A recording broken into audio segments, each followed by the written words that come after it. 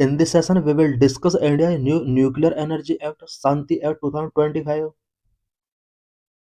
Why news? The Shanti Act, passed in Parliament, opens the nuclear power sector to private entities and alters the liability framework under the Civil Liability for Nuclear Damage Act. Recently parliament ने शांति act पास किया है। इस act के provision के according nuclear power sector को अब private entities के लिए ओपन कर दिया जाएगा। साथ ही civil liability for nuclear damage act के अंडर लाइबिलिटी फ्रेमवर्क को भी अल्टर किया गया है। The changes, especially on supplier indemnity and liability caps, have raised concern about safety and accountability. New act के अंदर जो मेन चेंजेस किए हैं वो supplier indemnity and liability cap से रिलेटेड है। ये चेंजेस सेफ्टी एंड अकाउंटेबिलिटी से रिलेटेड कंसर्न रेज करते हैं।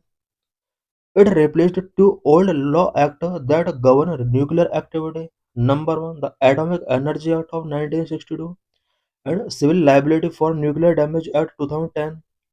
शांति एक्ट के थ्रू टू ओल्ड एक्ट को रिप्लेस किया गया है, atomic energy act 1962 and civil liability for nuclear damage act 2010। की details of Shanti act. Full form: Sustainable Harnessing and Advancement of Nuclear Energy for Transforming India. Purpose: to participate private company in the construction, ownership and operation of nuclear power plant। Nuclear power plant का construction, ownership and operation के लिए private companies के participation को enhance करना इस act का main objective है। Previously nuclear power field was monopolised by the state owned entity like the nuclear power corporation of India limited. Previously nuclear power field NPCIL के द्वारा monopolise किया जाता था, जो कि एक स्टेट ओन्ड एंटिटीज थी। अब प्राइवेट पार्टनरशिप या प्राइवेट पार्टिसिपेशन को एनहांस करने के लिए इस एक्ट के अंदर प्रोविजन किए गए हैं। Replaces existing law, repeal and replace two legislation, atomic energy act of 1962, civil liability for nuclear damage act 2010। Attracting investment. A major goal of new act is to attract domestic and international private capital to help achieve the ambitious target of 100 gigawatt of nuclear power capacity by 2047। Sorry 2047 तक 100 gigawatt nuclear power capacity target को achieve करने के लिए domestic and international private capital को attract करना भी इस new act का मेजर गोल है।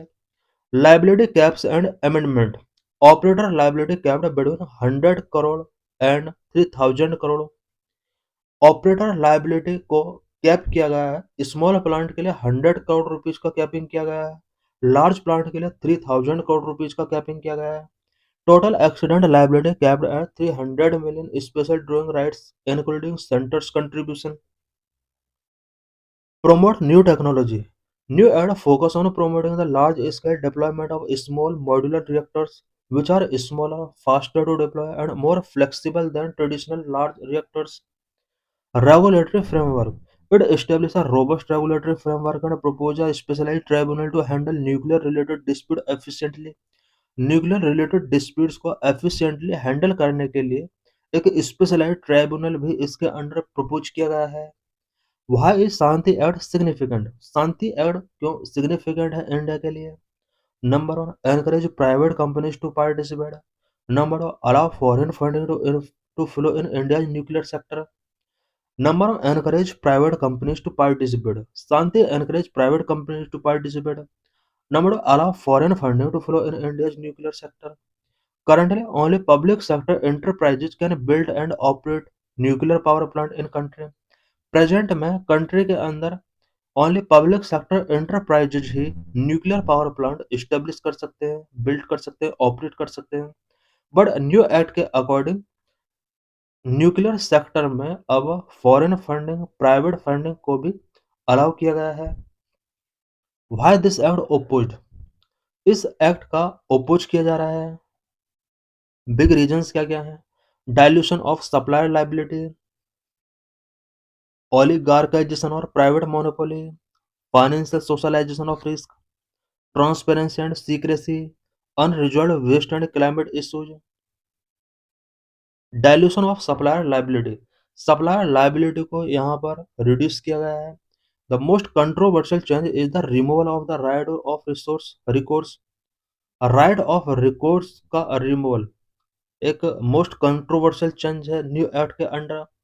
Under previous laws like India 2010 act, if an accident occurred due to a defect in the equipment, the operator could sue the manufacturer, but the new act removed this। Previous law के अंदर अगर कोई accident होता था किसी defect की वजह से, इक्विपमेंट में डिफेक्ट की वजह से, देन ऑपरेटर मैन्युफैक्चरर पर स्यू कर सकता था, बट न्यू एक्ट के अंदर इसको अब रिमूव कर दिया गया है। Oligarchization and private monopoly, this shift from a government monopoly to private participation has sparked a political backlash. It is seen as it was designed to benefit a few private companies rather than the public। New act ऐसा scene किया जा रहा है opposition parties के द्वारा कि ये few private companies को बेनिफिट के लिए डिजाइन किया गया है, सच अडानी और रिलायंस के लिए। पब्लिक के लिए बेनिफिट इसके थ्रू उतना नहीं मिलने वाला है जितना प्राइवेट कंपनीज को मिलने वाला है। Financial socialisation of risk, the new act set liability caps, if a major incident occur like Fukushima, which cost over $2,000 billion, the private operators only pay up to the cap।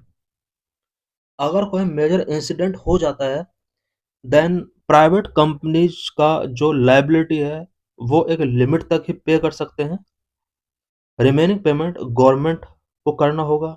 It means यहाँ पर liability cap जो किया गया है ये भी concern raise करता है। 3,000 करोड़ तक का लाइबिलिटी कैप यहाँ पर फिक्स किया गया है। The remaining astronomical cost would fall on the taxpayer। This is seen as a privatizing profits and socializing risk। Transparency and secrecy, Section 39 of Shanti Act override the Right to Information Act, exempting many nuclear related activities from public scrutiny। Section 39 of Shanti act right to information को override करता है।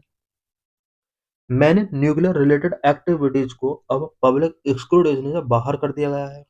Unresolved waste and climate issues, new acts focus on building reactors but offer no new resolution for nuclear waste disposal. Nuclear waste disposal के solution के लिए कोई यहाँ पर new provision नहीं किए गए। India nuclear energy target, current nuclear energy capacity 8.8 gigawatt और about 1.5% of the total installed. Present में न्यूक्लियर एनर्जी कैपेसिटी 8.8 गीगावाट है। टारगेट बाय 2047 100 गीगावाट, 100 गीगावाट तक टारगेट सेट किया गया। Contribution of nuclear power to generate electricity is 3%। Electricity generate करने में nuclear power का जो कंट्रीब्यूशन है वो ओनली 3% है। Conclusion, the introduction of the Shanti act is considered a significant policy shift. It positioning nuclear energy as a vital component of India's clean energy strategy alongside solar and wind power to ensure round-the-clock reliable electricity supply।